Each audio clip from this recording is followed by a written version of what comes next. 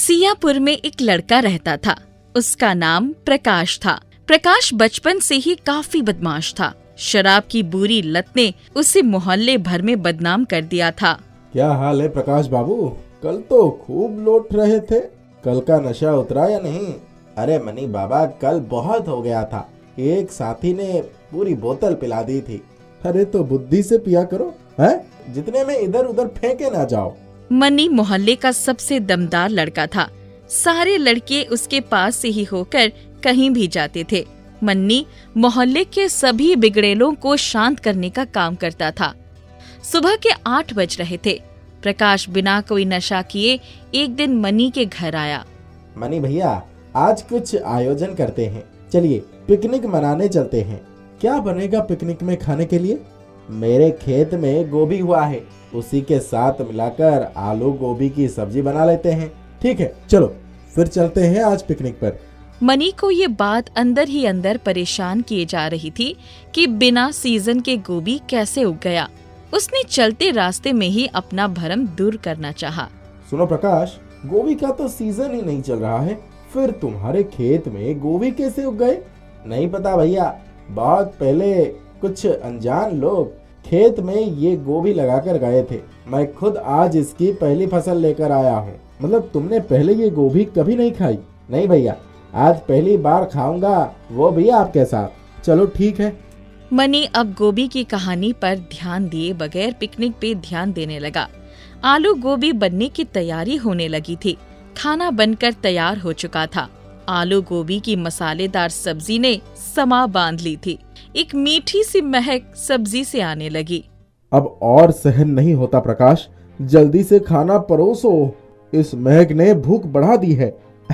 लीजिए मनी भाई, हम दोनों की थाली तैयार, चलिए खाना शुरू करते हैं। खाना शुरू करते ही एक अचंभित करने वाली घटना घटी। थाली में रखी आलू गोभी की सब्जी जैसे ही प्रकाश की उंगलियों से छुई, वो थिरकने लगी अपने आप। अरे रे, अपने उंगलियों पर काबू करो प्रकाश, ये कैसे थिरका रहे हो? जैसे कोई ढोलक बजा रहे। अपने आप ही ऐसा हो रहा है मनी भाई, मेरा कोई कसूर नहीं है। जैसे ये आलू गोभी उंगली से स्पर्श की, ये उंगलियां अपने आप फिरकने लगी। सारा करामत इस आलू गोभी के सब्जी की है। मुझे शुरू से ही इस बात की शंका हो रही थी कि बिना सीजन का ये गोभी कैसे पैदा हो गया। ये उंगलियों का थिरकना क्या इशारा कर रहा है? लगता है उंगलियां तुम्हारे ढोलक पर ताल ठोकने के लिए बोल रहे हैं। प्रकाश की उंगलियां ढोलक शब्द सुनते ही थिरकना बंद कर दी। देखो, तुम्हारी उंगलियां भी अब रुक गई। ये इस जादुई आलू गोभी के सब्जी का इशारा है, इसे मान कर चलो। हाँ भाई, उंगलियां जब थिरकना बंद ही कर दी है तो चलिए खाने का आनंद लेते हैं। हाँ चलो चलो, खाना खाते हैं। थोड़ी देर में खाने के बीच ही मनी कुछ भी बातें गाना गाकर बोलने लगा।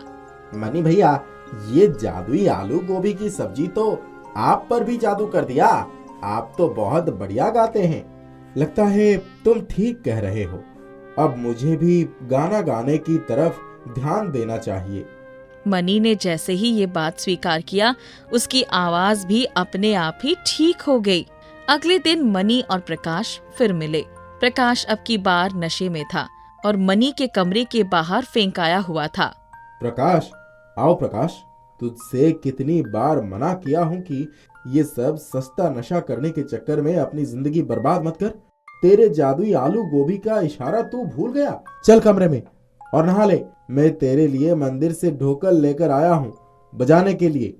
मनी भैया, मैं तभी बजाऊंगा जब आप मेरे साथ गाएंगे। उस आलू गोभी ने आप पर भी जादू किया था। ठीक है, जा पहले नहा कर आ जल्दी से।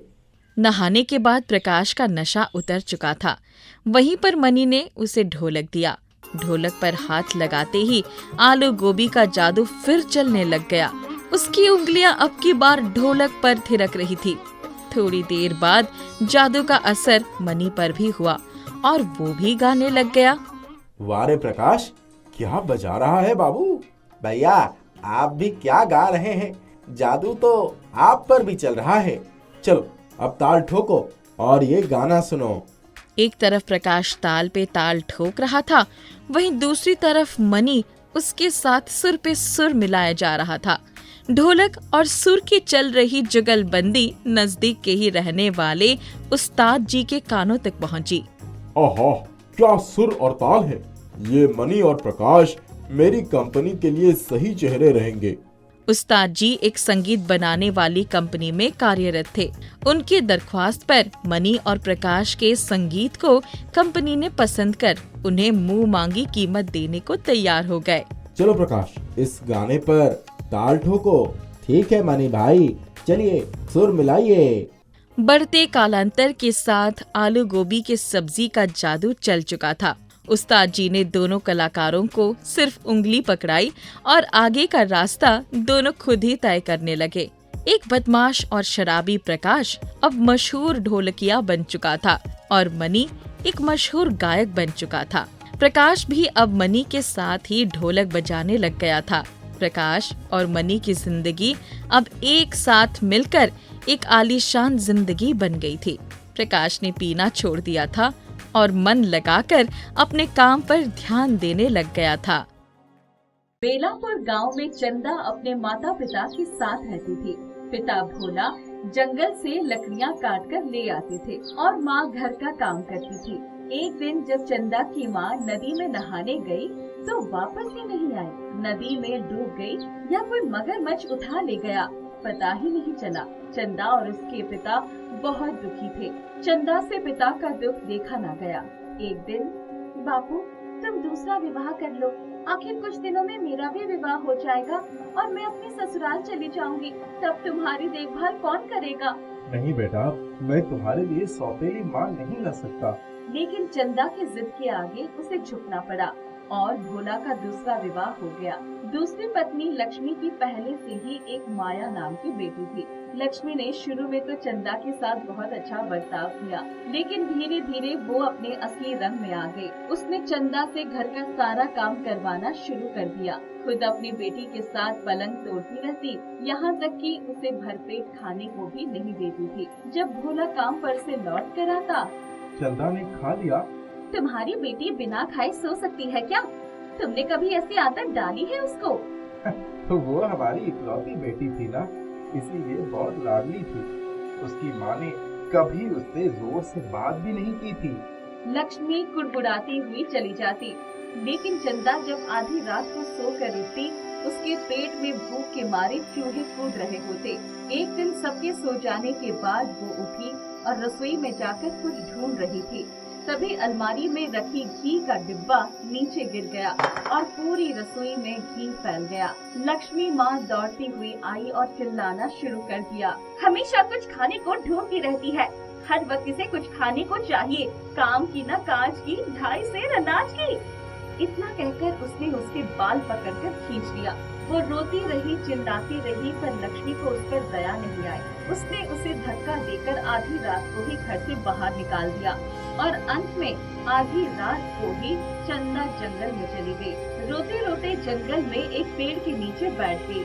बाबू तो पहले नहीं मान रहे थे, मैंने ही जिद करके उनकी शादी करवाई। मुझे क्या पता था कि दूसरी माँ मेरी ही दुश्मन बन जाएगी। तभी उसने देखा कि पास में ही एक बूढ़ी औरत करहा रही थी। चंदा दौड़कर उसके पास गई।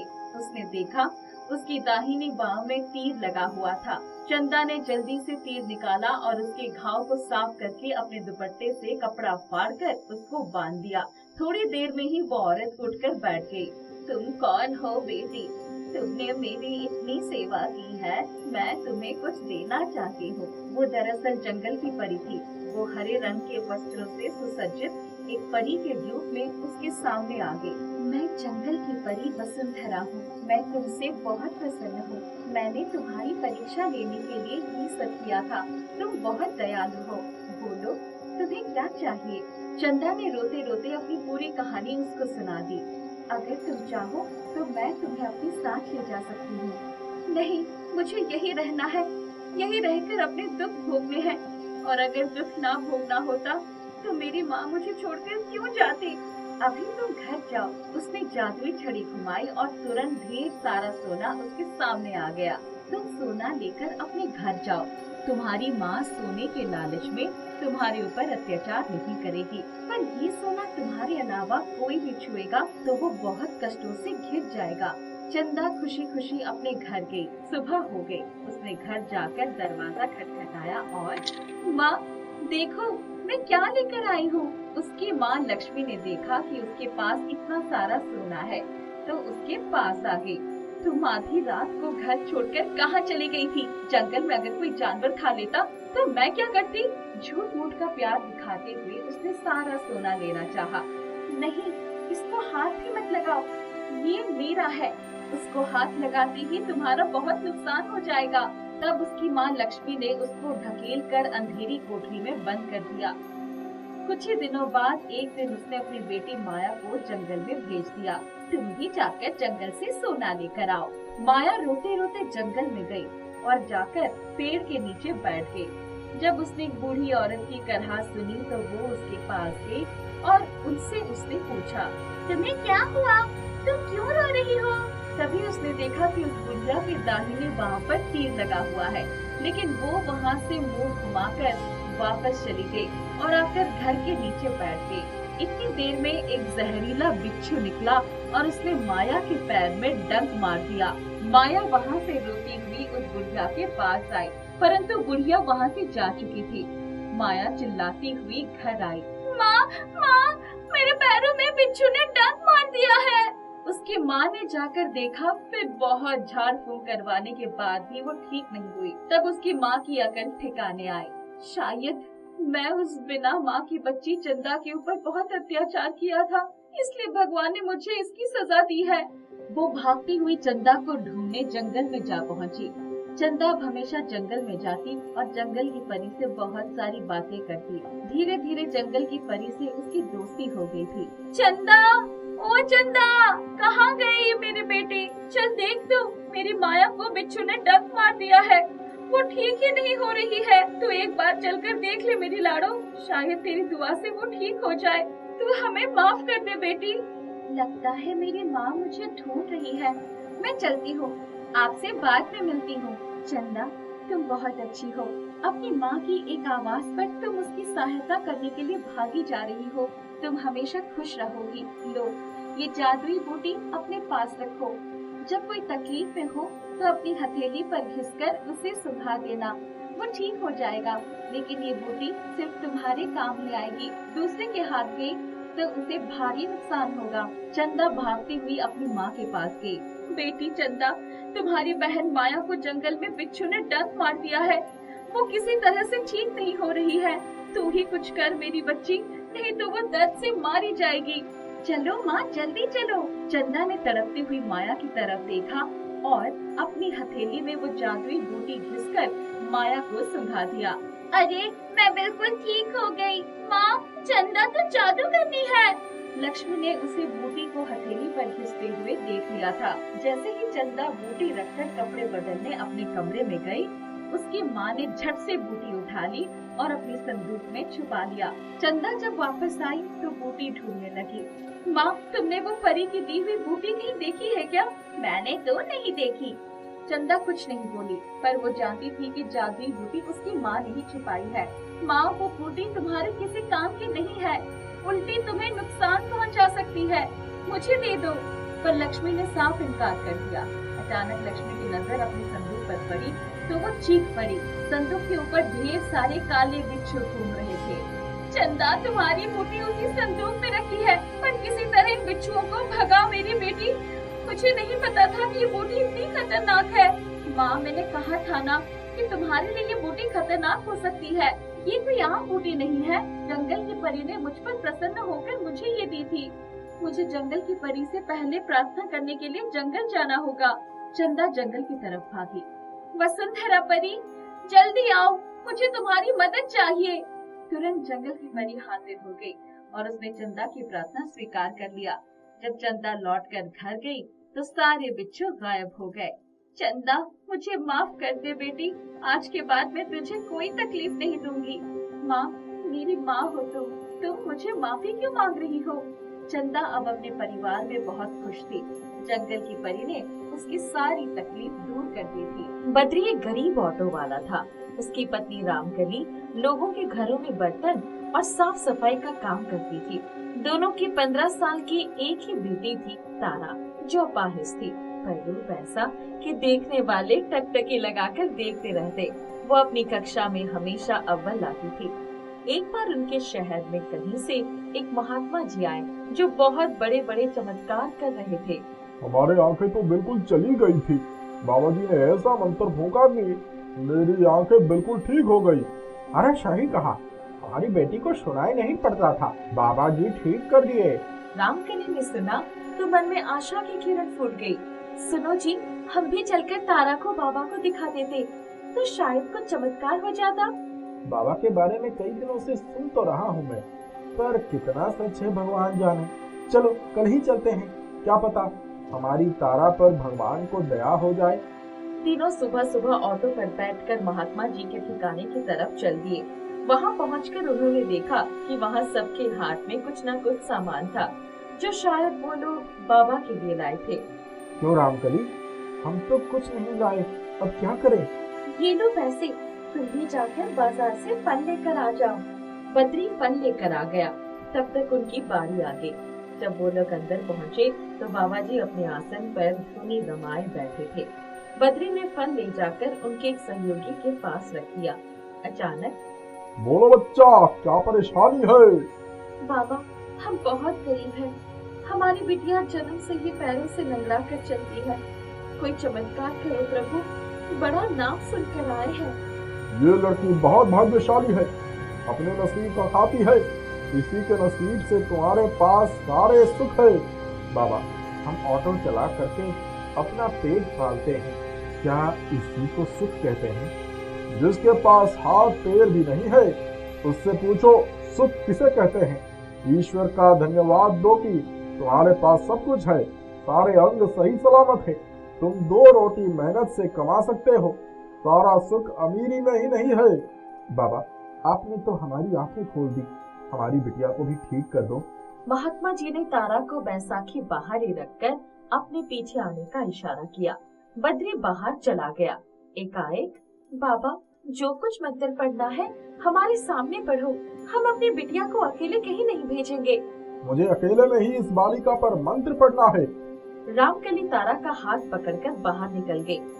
रुक जाओ, वरना अनर्थ हो जाएगा। तुम्हारी बेटी कभी ठीक नहीं होगी, ध्यान रखना। तुम्हारे जैसे बहुत बाबा देखे हैं जो दूसरों की मजबूरी का फायदा उठाकर उनकी आंखों में धूल झोंकते हैं। हम गरीब हैं पर बेवकूफ नहीं हैं। इतनी दुनियादारी की समझ हम में भी है। चल बेटी, घर चल। रामकली हाँफते हुए बाहर आए। अरे क्या हुआ, तुम लोग इतना घबराए हुए क्यों हो? जल्दी चलो, हमें इस बाबा के पास नहीं जाना है। अरे रुको तो सही। ये बाबा धूर्त है, इसकी बातों में जो आएगा वो अपनी इज्जत गवा बैठेगा। मैं चलती हूँ, तुम पीछे पीछे आओ। रामकली तारा के साथ ऑटो में जाकर बैठ गई। तभी पीछे से बद्री आ गया। वो ऑटो की ड्राइविंग सीट पर बैठ गया। तुम इतनी नाराज क्यों हो गई? वो बाबा बड़ा ढोंगी है। उसके अंदर इतनी ही शक्ति होती तो सबके सामने मंत्र फूंकता। वो तो हमारी तारा की बैसाखी बाहर ही रखवाकर उसे अंदर ले जा रहा था। उसकी आंखें देखकर ही मैं समझ गई थी कि इंसान के रूप में छिपा हुआ भेड़िया है। ओह, अच्छा हुआ जो तुमने उसे अंदर नहीं जाने दिया। पहले चलकर उसके खिलाफ थाने में रिपोर्ट लिखाई जाए। घर आकर तारा एक कोने में बैठकर सिसक कर रो रही थी। तू क्यों रो रही है मेरी लाडो? डर गई है शायद? नहीं माँ, मैं बिल्कुल भी डरी नहीं हूँ। मैं जैसे भी हूँ ठीक हूँ। अब तुम लोग मुझे कभी इन जगहों पर मत ले जाना। तुम्हारी परेशानी देखकर मुझे दुख होता है। एक तरफ हमारी गरीबी, दूसरी तरफ मेरी अपंगता, दोनों मिलकर मुझे असहाय बना देते हैं। मुझे कुछ ऐसा करना होगा कि लोग मेरा और मेरे परिवार का नाम आदर के साथ ले। तुम ऐसा कभी मत सोचना। तुम पढ़ाई में अपने स्कूल में सबसे अच्छी हो। हमें अब कुछ नहीं चाहिए। 3 साल बाद माँ, रिजल्ट आ गया। मैं 12वीं कक्षा में फर्स्ट आई हूँ। मेरा इंजीनियरिंग में भी चुनाव हो गया है। मुझे विकलांग होने की वजह से आगे पढ़ने के लिए सरकार की तरफ से वजीफा भी मिलेगा। बेटा, तूने हमारा मान बढ़ा दिया। कहीं एक ऑटो चलाने वाले की बेटी 12वीं में फर्स्ट डिवीजन में पास होती है और वो भी पैरों में लाचार सबकी जली कटी सुनते हुए भी तेरा मनोबल इतना बढ़ा रहा, हमें गर्व है तुझ पर। माँ, अब मैं इंजीनियरिंग करके नौकरी करूंगी और अपने माता पिता को घर बिठाकर खिलाऊंगी। बद्री और रामकली की आंखों से खुशी के आंसू बह रहे थे। तारा का एडमिशन कानपुर के अच्छे इंजीनियरिंग कॉलेज में हो गया था। उसे हॉस्टल भी मिल गया, पर उसकी रूममेट बबीता को उसकी बैसाखी की खटखट बिल्कुल भी न भाती। उसके शिकायत करने पर तारा का कमरा बदल दिया गया था। एक दिन जब वो अपने क्लास के लिए जा रही थी, तभी लाइब्रेरी के पीछे से उसे किसी के करहाने की आवाज सुनाई पड़ी। मुझे बचाओ। जब तारा पीछे गई तो उसने देखा कि बबीता छटपटा रही थी। क्या हुआ तुम्हें बबीता? तुम यहाँ कैसे? मुझे देर हो गई थी, मैं जल्दी के मारे इधर से ही क्लास के लिए निकल जाना चाहती थी, पर अचानक झाड़ियों में से एक काले रंग के सांप ने आकर मुझे डस लिया। वो देखो, वो अभी भी उधर बैठा है। कहाँ काटा है, दिखाओ। बबीता ने पैर की उंगलियों की तरफ इशारा किया। तारा ने इधर उधर देखा, फिर अपना आई कार्ड निकाल कर बैग में डाला और उसी फीते से उस जगह को कसकर बांध दिया ताकि जहर फैलने न पाए। तारा ने पूरी ताकत से अपनी बैसाखी घुमाई और सांप के ऊपर दे मारा। सांप बिलबिला उठा। उसने आक्रमण करना चाहा, पर तारा सावधान थी। उसने फिर बैसाखी से ही उस पर वार कर दिया। सांप ने दम तोड़ दिया। तब बबीता को सहारा देकर उठाया और कॉलेज की क्लिनिक की तरफ ले गई। बबीता को हल्की हल्की बेहोशी भी छा रही थी।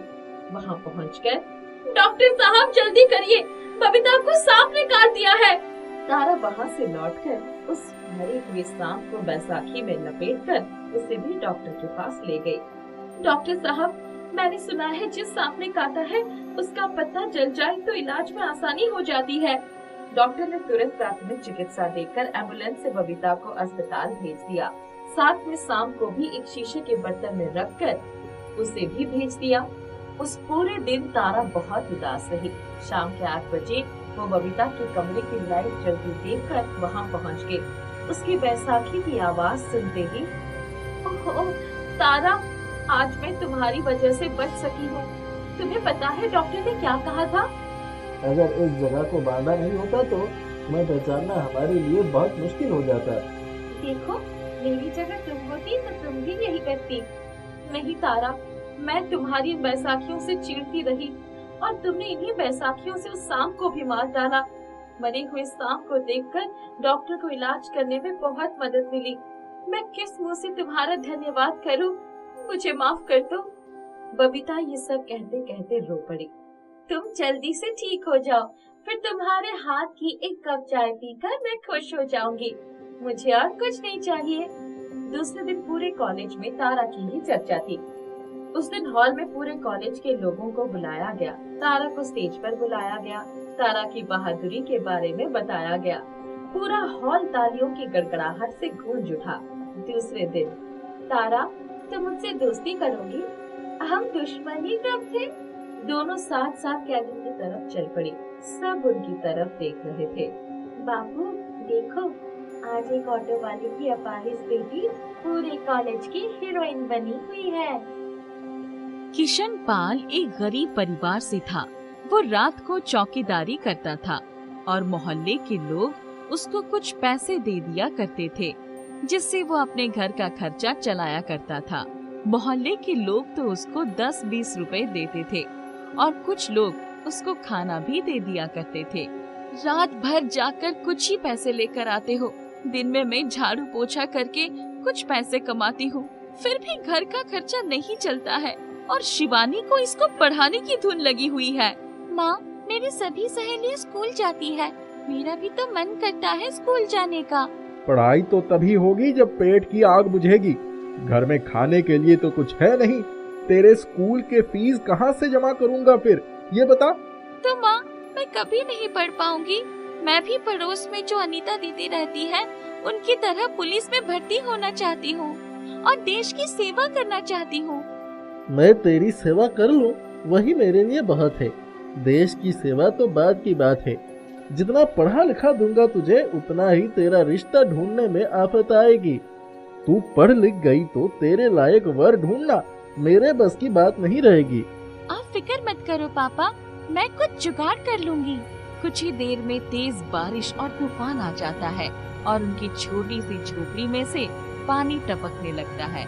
ये लो, हो गया कंगाली में आटा गीला। क्या हुआ माँ? होना क्या है, गिरे को तो भगवान भी 2 लात मार देता है। ये देख, हमारी छोटी सी झोपड़ी जो सर छिपाने के लिए थी, अब उसमें भी छेद हो गए हैं, छत टपकने लगी है। अब सिर छिपाने के लिए भी सोचना पड़ेगा। आप फिक्र मत करो माँ, मैं अभी इसको सही कर देती हूँ। क्या करेगी? शिवानी झोपड़ी की छत पर जाकर कुछ कट्टों की मदद से छत को टपकने से रोकने की कोशिश करती है। कुछ हद तक ये कामयाब भी हो जाती है, पर पानी फिर भी नीचे आ रहा होता है। जब बारिश थम जाती है, तब तीनों की जान में जान आती है। हर साल बारिश के मौसम में हम इस छत की मरम्मत कराने के लिए सोचते हैं, पर तेरा बापू है ना, जितना कमाता है उससे शराब में उड़ा देता है। आप फिक्र मत करो माँ, एक दिन इस टूटी फूटी छत की जगह एक नया घर बनवा कर दूंगी मैं। इतने बड़े सपने मत देखा कर बेटा, क्योंकि जब सपने टूटते हैं ना तो बहुत दुख होता है। शिवानी इसी तरह से परेशान होकर घूम रही थी। थोड़ा सा दूर चलने पर उसे एक बहुत ही बुजुर्ग आदमी मिला, जो ठेले को ढोने की कोशिश कर रहा था, परंतु असमर्थ था। उसे देखकर शिवानी बहुत परेशान हो गई और उसकी मदद के लिए आगे बढ़ी। बाबा, आप इस ठेले को धोने की कोशिश कर रहे हो, पर आप तो इतने बुजुर्ग हो। बेटा, मजबूरी है। ये ठेला मुझे दूसरे मोहल्ले में पहुंचाना है। वजन ज्यादा है, ये मुझसे ढोया नहीं जा रहा। अगर ये नहीं पहुंचाया तो बहुत बड़ा नुकसान हो जाएगा। आप रहने दीजिए, मैं ये ठेला पहुंचा देती हूँ, लाइए। बहुत बहुत शुक्रिया बेटा, जो तू चाहे वो तुझे मिल जाए। शिवानी उस ठेले को लेकर सड़क के किनारे किनारे जा रही होती है, तभी उसे एक गाड़ी पेड़ से टकराई हुई दिखती है। वो जल्दी जल्दी वहां पहुंचती है तो देखती है कि एक लड़का जख्मी हालत में बेहोश पड़ा था। अरे, इसकी तो एक्सीडेंट हो गया है। बेचारा न जाने कहां से आ रहा था और कहां जा रहा था। मुझे इसकी मदद करनी चाहिए। शिवानी जंगल की ओर बढ़ जाती है और वहां से कुछ जड़ी बूटी को लाकर मसलकर उसके घाव पर लगा देती है, जिसकी वजह से उसको थोड़ा थोड़ा सा होश आने लगता है। चलो, शुक्र है इसको थोड़ा सा होश आ रहा है। एक काम करती हूँ, इसके जेब में इसका पता निकाल कर इसके घर वालों को फोन कर देती हूँ। मुझे तो ये सामान जल्द से जल्द पहुँचाना है और इसका भी ध्यान रखना जरूरी है। इसके घर वाले इसको ले जाएंगे। शुक्र है अब ये खतरे से खाली है। शिवानी उसके जेब में से उसका नंबर निकालकर उसके घर पर फोन कर देती है और जगह का पता बताकर ठेले को ढोती हुई चली जाती है। उसके हाथ पर एक टैटू बना हुआ होता है। वो लड़का थोड़े से होश में आने पर सिर्फ उसी टैटू को देख पाता है। अनुभव, तू ठीक तो है ना? हाँ, मैं ठीक हूँ, पर ये एक्सीडेंट कैसे हो गया मुझे तो कुछ समझ में नहीं आ रहा है। और तुम यहाँ पर कैसे पहुँच गए किशोर? मुझे किसी लड़की का फोन आया था। उसने मुझे यहाँ का पता बताया और तुम्हारी हालत के बारे में भी बताया। मैं तुरंत ही तुम्हारे पास पहुँच गया। जब तुम आए तो तुम्हारे घाव पर मरहम लगा हुआ था और यहाँ पर कोई नहीं था। क्या तुम जानते हो वो लड़की कौन थी? नहीं, मैं उसको नहीं जानता। मैं तो उसका चेहरा भी नहीं देख पाया था, बस उसके हाथ पर बना एक टैटू ही देख पाया था। कोई भी हो, पर वो फरिश्ता बनकर आई थी और तुम्हारी जान बचाकर चली गई। अनुभव ठीक हो जाता है, परंतु उसको हमेशा वो टैटू याद आता रहता है, क्योंकि वो उस लड़की का धन्यवाद करना चाहता था जिसने उसकी जान बचाई थी। वो उसको बहुत ढूंढने की कोशिश करता है, पर शिवानी उसको नहीं दिखती। एक दिन वो बाजार में जा रहा होता है तो एक लड़की जूते पॉलिश कर रही होती है। वो उसके पास जूते पॉलिश करवाने जाता है तो उसके हाथ पर वही टैटू देखकर रुक जाता है। तुम ये काम क्यों कर रही हो? साहब, मजबूरी है। घर में बाप दारू पीकर पड़ा रहता है, पर घर में खाने के लिए कुछ तो काम करना ही पड़ेगा ना। तुम पढ़ती नहीं हो क्या? पढ़ने का तो बहुत मन है साहब, पर कहाँ से पढूं?